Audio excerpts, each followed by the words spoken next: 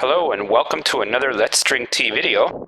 Today we've got something I've never had before. This is a Shui Xian tea. I've been looking for these on Amazon for a long time and they're just never available. It's actually a tea that you often find in Chinese restaurants, so I'm not sure why it's not available on Amazon. I guess it's just not that popular. But I finally found one on the German Amazon actually, and it arrived last night, so I'm going to give it a try now. Usually when I make these teas, I just kind of put some tea leaves in. I kind of judge the amount by eye, and the same with the length of steeping time. I just kind of steep it until it looks how I want it to look, and that's why I like using these glass teapots. And I also get a feel for a tea once you've brewed it a couple of times. You know about how much of it to use and how long to steep it. But in this case, it's the first time I'm making this tea. And let's take a look at it. You can see this actually looks like a really nice one. I'm surprised it was not very expensive. It's probably about, I don't know, $15 maybe for this.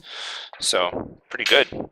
And since it's the first time, usually I would still just dump some in. But today I'm actually going to follow the main instructions for a Shui Xian tea, which is to use 3 teaspoons for 8 ounces of water. This is, I think, quite a bit. It's about 8 ounces, I think, that teapot. I'm not really sure, but I'll go ahead and go with that. Like I said, it's not that big a deal, especially the first time. It's not going to be perfect. You kind of adjust and then you figure out how you like it. So I'll go ahead and dump 3 large teaspoons of these leaves in there. These are really nice leaves. And that looks like a decent amount.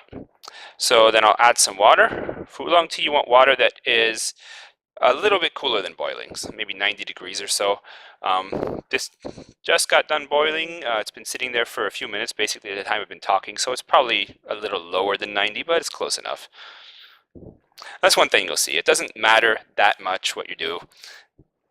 Tea will taste good anyways. You just kind of keep working to perfect it. There you go. Probably could have put a little bit more water in there, but again, it's about 8 ounces that I put in there, so the teapot holds a little bit more than that.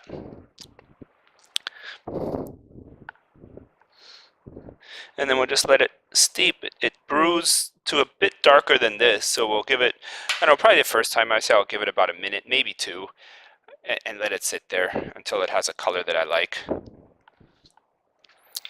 In the meantime, I'll put this away, and you saw that I just used a regular teaspoon. There are wooden teaspoons. I even have some, but I don't have any here with me, so I just use a regular one. It's no big deal. It works fine.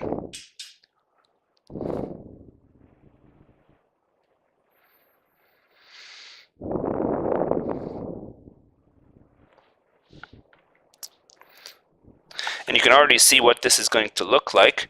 It's a somewhat dark oolong tea, but not completely dark. If you get like a big red robe tea, it's going to be darker than that. And a lot of oolongs, like the Iron Goddess tea, they're much lighter. They almost look like green tea. This one's kind of in the middle, a little bit more towards the darker end, which I actually like. I prefer the darker oolong teas. I don't like the lighter ones as much. When you get down that light, I'd just rather have a green tea.